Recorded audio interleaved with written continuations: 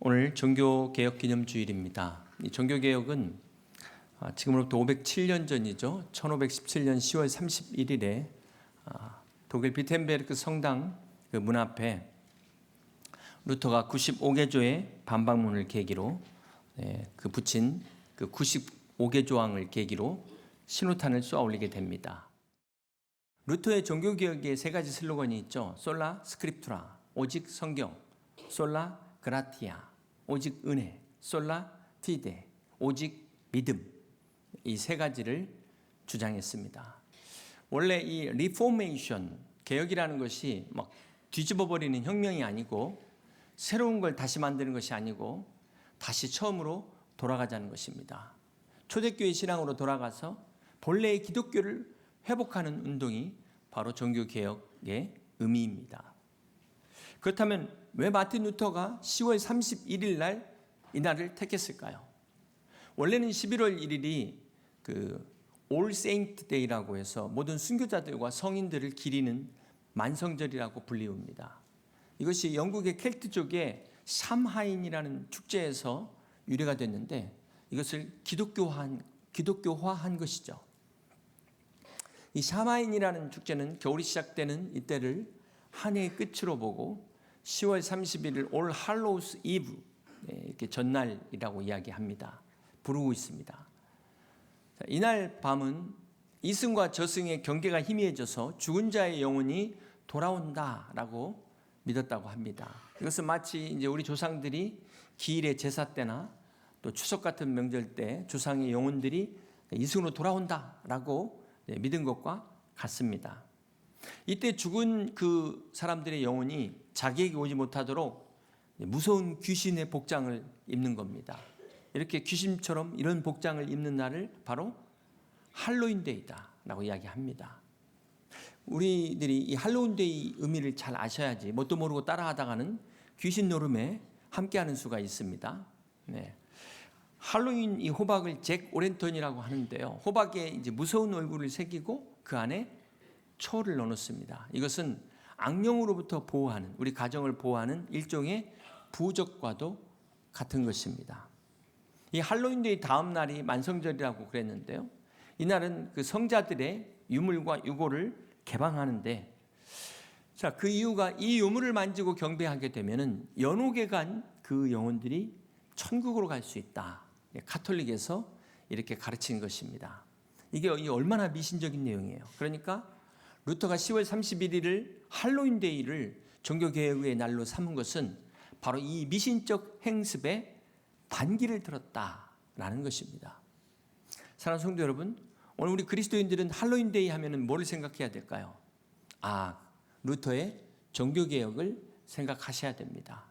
그리고 오늘 우리의 신앙 안에도 이러한 미신적 요소가 없는가 돌아보시기를 바랍니다. 혹 여러분 중에 믿음이 없는데 오늘 교회 왔다 가면 벌 안 받고 왠지 좋은 일이 있을 것 같아. 이게 미신이에요. 믿음도 없으면서 십자가 목걸이 차고 있으면 왠지 하나님이 보호해 주실 것 같다. 이게 미신입니다. 십자가는 믿는 자들에게 능력을 발휘하는 것입니다. 오늘 여러분 안에 이런 미신적 요소가 있다면 과감하게 개혁하시기를 주님의 이름으로 축복합니다.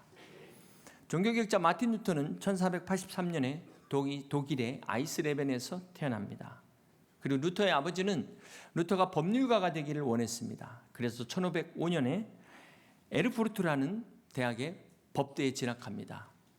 그러던 중 루터가 아주 특별한 경험을 하게 되죠. 어느 날 학교에서 오다가 벼락이 떨어졌는데요.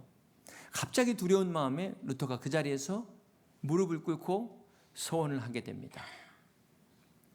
이 벼락의 경험을 계기로 해서 사제의 길을 걷게 됩니다. 하나님의 콜링이 참 다양하다. 여러 가지가 있다는 것을 알 수가 있어요. 루터가 그 이후로 금식도 많이 하고 또 선행과 고해성사를 하면서 열심히 수도 생활을 하지만 그럼에도 루터에게는 고민이 있었습니다. 왜냐하면 구원의 확신이 없는 거예요. 자, 그런 상태로 루터가 1507년에 사제가 되고 9년에 학위를 받고 이듬해 1510년 로마를 방문하게 됩니다. 자, 이때 라테나로라는 이 성당에 가게 되는데요. 루터는 기대했어요. 거기에 빌라도의 그 계단을 무릎으로 올라가면서 주기도문을 암송하면 연옥에 있는 영혼들이 지옥에 가기 전에 연옥에 있는 영혼들이 천국으로 간다. 구원의 확신을 얻게 된다. 이런 기대감을 갖고 그런 계단 꼭대기까지 올라갔지만 오히려 절망감에 빠지게 됩니다. 이렇게 엄청난 실망을 가지고 다시 돌아온 루터에게 당시 수도원장이었던 요하네스 슈타우피츠는 비텐베르크 대학에서 루터가 성경을 가르칠 것을 건의합니다. 자, 그러던 중 1514년 어느 날 루터가 비텐베르크에 있는 한 수도원의 탑 안에서 시편 22편을 보고 큰 깨달음을 얻게 됩니다. 시편 22편은 여러분이 잘 아시는 다윗의 시입니다. 그 1절의 내용을 보면 내 하나님이여 내 하나님이여 어찌 나를 버리셨나이까. 여러분 이 구절이 기억나십니까? 예수님의 십자가상의 가상칠언의 내용이 여기에 나옵니다. 그런데 다윗이 쓴 시인데도 다윗과는 전혀 해당되지 않는 이 내용들을 보면서 마틴 루터가 여기서 의혹을 갖게 돼요. 다윗은 사울의 추적을 받았지만 한 번도 그의 수족이 찔림을 받았거나 뼈가 어그러진 일이 없거늘 어떤 악한 무리에게 다윗의 겉옷을 빼앗기거나 속옷이 제비 뽑힘을 당하는 일이 없었는데 이게 어찐 내용이냐. 그는 고민하다가 이 말씀이 바로 예수 그리스도에 관한 말씀이라는 것을 깨닫게 됩니다. 그러면서 성경의 눈이 열리게 돼요. 그리고 오늘 우리가 함께 읽은 이 로마서의 이 본문을 보면서 마침내 이신칭이 오직 믿음으로 구원을 얻는다는 사실을 깨닫게 된 것입니다. 이렇게 복음의 진리를 깨달은 루터가 가톨릭에서 교황청에서 면죄부를 팔고 이걸로 죄가 사해지고 구원을 얻을 수 있다. 도저히 그가 용납할 수 없기에 95개조의 항의문을 게시하게 됩니다. 그것이 종교개혁의 시발점이 되어집니다. 이 루터는 이 일로 인해서 마침내 이단으로 정죄되고 파문을 당하게 되죠. 신성 로마 황제인 찰스 5세는 그 유명한 보름스 칙령에서 이제 루터를 죽이는 자는 더 이상 살인죄가 아니다라고 선포하기까지 합니다. 자, 이때 루터를 도우는 제후 프레드릭이라는 사람이 루터를 납치해서 그의 생명을 보호하게 되는데요. 비텐베르크에서 루터가 숨어 지내는 동안 그는 라틴어로 된 신약 성경을 독일어로 번역하게 됩니다. 루터가 성경을 번역한 이유는 이 당시 가톨릭 교회는 라틴어로 예배를 드렸습니다. 지금 독일 사람들은 라틴어를 알아들을 수 있는 사람들은 사제밖에 없어요. 그런데 라틴어로 성경을 읽고 설교하고 찬양을 한다고 생각해 보세요. 당시 일반인들은 성경을 가질 수가 없었습니다. 또 성경이 있다 하더라도 라틴어로 됐기 때문에 읽을 수조차 없었습니다. 그런데도 라틴어로 예배를 드리는 거예요. 오늘날 성경을 막 문자대로 주장하는 사람들이 있어요. 막 말씀대로 막 이렇게 주장하는 사람들의 그 착각이 뭐냐면 성경을 알아듣지도 못하는 사람들한테 쇠귀에 격리케 하고 있지 않는가 생각해 봐야 될 것입니다. 또한 이 당시 찬양도 평신도들은 부를 수가 없습니다. 전공한 전문적 사제들만 찬양을 할 수가 있었어요. 그래서 오늘날 이렇게 우리가 함께 같이 찬송하고 찬양을 할 수 있는 것, 이 회중 찬송이 누구의 덕이다? 마틴 루터의 영향이라는 것입니다. 이 루터가 신약 성경을 독일어로 번역하면서부터 이제 전 세계 언어로 성경이 번역되기 시작합니다. 이렇게 루터의 종교개혁은 성경을 사제들에게서 평신도들에게 넘겨준 역사적 사건입니다. 이것이 종교개혁이 갖는 아주 중요한 의미예요. 또한 이 종교개혁의 중요한 원리로 만신자 제사장 원리가 있습니다. 만인이 아니에요. 모든 사람이 아니라 모든 신자가, 성도가 하나님 앞에 1대1로 나갈 수 있다는 것입니다. 이것은 오늘 우리에게 있어서는 당연한 것이지만 중세교회에서는 획기적인 이야기입니다. 자, 이것이 미친 영향이 얼마나 컸냐면은 단순히 종교적 영향을 넘어섰어요. 내가 보고 지금 만지고 이 느끼는 것들에 대해서 내가 어떻게 느끼고 있는가, 어떻게 생각하는가, 그 전까지는 감히 이런 생각을 하지도 못하고 꿈꾸지도 못하는 그런 사회적 배경 속에서, 시대적 상황 속에서 살았던 것입니다. 그런데 루터의 영향으로 이런 생각들이 유럽을 통해서 전 세계적으로 정치, 경제, 문화, 과학 각 분야로 퍼져나가 큰 변혁을 일으키게 된 것입니다. 사랑하는 성도 여러분, 오늘 본문은 루터가 이 이신득의의 오직 믿음의 복음을 깨달은 이 말씀을 통해서 오늘 우리가 함께 우리의 신앙을 돌아보는 그런 은혜의 시간을 갖기를 원합니다. 로마서 1장 16절입니다. 내가 복음을 부끄러워하지 아니하노니. 사랑하는 성도 여러분 복음을 부끄러워하십니까? 아니면 자랑스럽게 생각하십니까? 여러분 어떻습니까? 그리스도인이라 하면 자고로 하나님의 은혜로 구원을 받은 이거는 특권입니다. 자, 그런데 식당에 가서 식사 기도하는 것조차 눈치를 보는 사람들이 있어요. 직장 생활에서 자기가 그리스도인임을 드러내지 못하는 사람들이 있습니다. 자신이 믿는 사람임에도 불구하고 당당하게 드러내지 못하고 오히려 복음을 부끄러워하는 그리스도인들이 있다는 것입니다. 또 요즘같이 기독교가 역차별을 당하다 보니까 더더욱 크리스찬임을 밝히기를 꺼려하는 사람들이 많습니다. 그런데 우리는 마가복음 8장 38절에 주님이 이런 말씀을 하셨어요. 누구든지 이 음란하고 죄 많은 세대에서 나와 내 말을 부끄러워하면 인자도 아버지의 영광으로 거룩한 천사들과 함께 올 때에 그 사람을 부끄러워하리라. 여러분, 우리가 정말 부끄러워해야 될 것이 있다면 복음을 부끄러워하는 것을 부끄러워해야 된다는 것입니다. 여러분, 진짜 부끄러운 것은 지옥에 가는 게 진짜 부끄러움 아니겠습니까? 이건 영원한 수치예요. 문제는 그 지옥의 고통이 너무 크기에 이 수치마저 느끼지 못할 정도로 고통이 큰 것이 지옥 아니겠습니까? 여러분 생각해 보세요. 정말 우리가 이 세상을 떠날 때 진짜 하나님 나라에 들어갈 때 놀라지 않겠어요? 와, 진짜 천국이 있었네? 그런데 그때 주님이 나를 부끄러워한다고 한번 생각해 보세요. 이 정말 심각한 문제입니다. 우리가 복음을 부끄러워하면 반드시 나중에 진짜 부끄러움을 당하게 된다. 주님이 말씀하셨어요. 문제는 정작 그때 가서 돌이킬 수가 없다는 것입니다.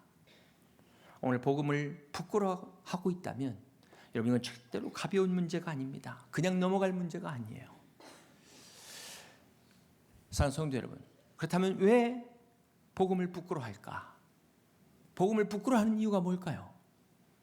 로마서 1장 16절을 보면 내가 복음을 부끄러워하지 아니하노니 이 복음은 모든 믿는 자에게 구원을 주시는 하나님의 능력이 됩니다. 말씀하고 있습니다. 이것은 복음을 부끄러워한다는 것은 복음의 능력을 알지 못하기 때문이다. 그 말씀이에요. 사도 바울은 이 복음을 모든 믿는 자에게 구원을 주시는 하나님의 능력이라고 선포했습니다. 그러므로 우리가 이 능력을 경험하지 못하면 복음을 부끄러워할 수밖에 없다는 것입니다. 다시 말해 우리가 이 복음을 부끄러워하지 않기 위해서는 복음을 제대로 알아야만 하는 것입니다. 우리가 믿는 예수님이 어떤 분인가를 정확히 알아야만 우리가 당당한 크리스찬으로서 살아갈 수 있는 것입니다. 사랑하는 성도 여러분, 많은 사람들이 이 복음의 능력을 경험하지 못하는 이유가 무엇일까요? 머리로는 아는데 머리로만 신앙생활을 하기 때문에 이게 문제라는 것입니다. 성경의 밭은 우리의 마음을 표현합니다. 옥토는 가슴이 쫙 열려있는 마음밭을 말하죠. 그러니까 가슴이 닫힌 사람들은 머리로만 신앙생활을 하는 거예요. 지금 다 듣고 계시잖아요. 근데 이 머리는 지금 들으면서도 비판하고 아니 논리 안 맞는데 뭐가 틀렸는지를 또 따지고 이 머리로는 절대 감동이 없습니다. 찬양대의 찬양도 여러분 머리로 들으면 은혜가 안 돼요. 오늘은 왜 음이 안 맞지? 지금 누가 틀렸지? 머리로만 들으면 은혜를 받을 수가 없어요. 설사 틀렸다 할지라도 가슴으로 듣게 되면 은혜로 받게 되는 것입니다. 성경 공부도 마찬가지예요. 성경 공부도 여러분 머리로만 하시게 되면 이게 맨날 옳은가 그런가? 물론 정확하게 분별해야 되겠지만 판단만 하게 되고 여기서 끝나지 않고 비판과 정죄로 나갈 수 있다는 것입니다. 사랑하는 성도 여러분, 우리가 VIP 새생명 축제를 통해 이번에 초청받아 오신 분이 129명입니다. 우리가 참 전도도 중요하지만 이분들이 잘 믿음 안에서 잘할 수 있도록 세워줘야 되지 않겠습니까? 도와줘야 되지 않겠습니까? 사랑하는 성도 여러분, 우리 교회가 목자를 세우고 교사를 세우는 이유가 무엇입니까? 이 새신자들, 믿음 없는 성도들 잘 가르쳐서 본을 보이라고 세운 것 아니겠습니까? 그런데 맨날 이런 사람들 모아놓고 부정적인 얘기만 한다고 생각해 보세요. 어떻게 되겠습니까? 그나마 있는 믿음마저 없어지는 거예요. 그 영혼 데려오기 위해서 얼마나 기도하고 데려왔는데 그 영혼 살리라고 붙여줬더니 오히려 죽이고 있다는 거예요. 우리 교회 얘기가 아니고 저 옆에 교회. 우리 교회는 한 분도 이런 분 없는 줄 믿습니다. 여러분 생각해 보세요. 사과 10개를 받았는데 사과를 선물 받았어요. 그럼 여러분 이 사과 중에 어떤 걸 먼저 드시겠습니까? 나는 맛있는 걸 먼저 먹는다. 한번 손 들어보세요. 나는 맛없는 거 먼저 먹는다. 똑같은 사과인데 어떤 사람은 맛있는 것만 먹었어요. 그런데 반대로 어떤 사람은 맛없는 것만 다 먹었어. 마찬가지, 신앙도 마찬가지입니다. 똑같은 신앙생활을 하면서 은혜를 누리는 사람이 있는데 전혀 은혜를 받지 못하는 사람도 있다는 겁니다. 하늘과 땅의 차이예요. 그래서 인생은 하나님을 만나야 되는데 교회도 잘 만나야 됩니다. 그리고 목자를 잘 만나야 돼요. 사랑하는 성도 여러분, 믿음은 머리로만 하는 게 아닙니다. 이걸 가슴으로 받아서 손과 발이 움직일 때 우리는 이것을 인격적 신앙이라고 말합니다. 이것이 능력 있는 신앙이에요.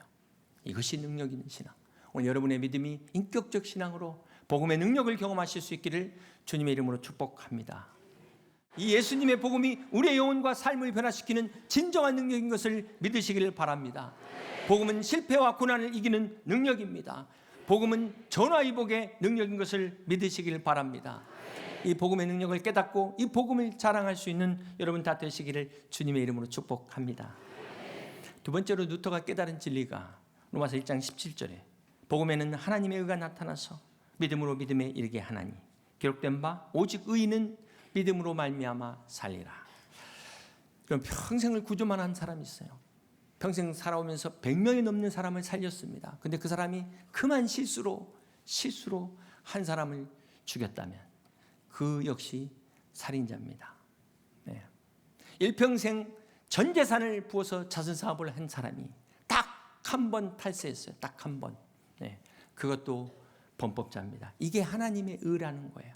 평생 선을 행하다가 단 한 번 실수로 범한 죄도 죄다. 이게 하나님의 거룩입니다.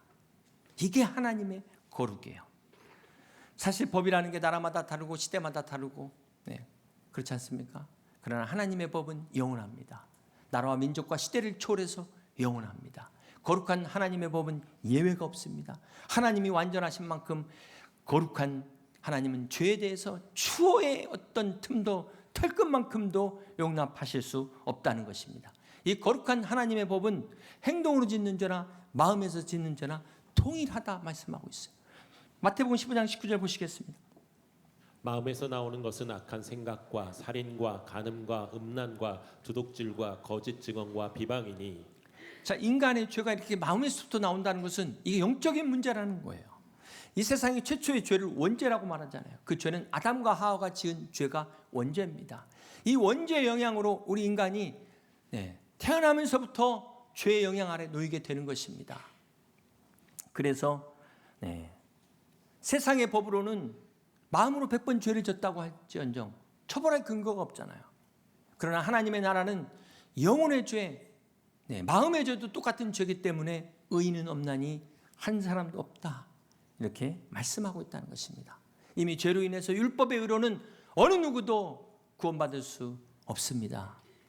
석가모니도 공자도 구원받을 수 없습니다. 그런데 어떤 일이 일어납니까? 로마서 3장 21절입니다. 이제는 율법 외에 하나님의 한 의가 나타났으니 율법과 선지자들에게 증거를 받은 것이라.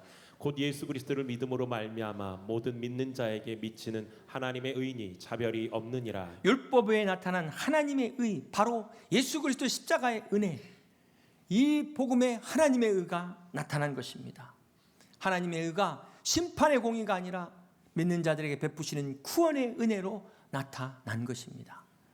사랑하는 성도 여러분, 우리가 기억해야 될 것이 우리는 구원받았지만 여전히 우리 안에 죄의 속성이 남아있는 죄인이라는 사실을 잊지 마시길 바랍니다. 그러다 보니까 어떤 문제가 있을까요? 자꾸 이 인간의 이 죄의 본성이 하나님의 구원에다가 뭔가를 보태려고 해요. 보태려고. 복음에 나타난 하나님의 의가 능력인데도 불구하고 여기다가 자꾸 다른 걸 얹어요. 그래도 구원받으려면 뭔가 내가 착한 일이라도 해야 되지 않겠습니까? 이게 타락한 인간의 죄의 본성이라는 것입니다. 그러나 하나님의 은혜는 100%의 은혜예요. 단 1%의 우리의 노력이나 공로가 필요 없는 하나님의 은혜라는 사실입니다. 그런데 중세 가톨릭 교회는 이 복음에 질리다가 자꾸 다른 걸 얹었어요. 예배를 형식화시키고 의식화시키고, 그래서 신부가 대신 고해성사하게 만들고, 마리아를 성모로 만들어갖고 마리아를 통해서 기도하게 만들고, 또 유아 세례를 만들게 하고, 또 면죄부를 만들어가지고 교황이 만들면 법이 되는 겁니다. 교리가 되는 거예요.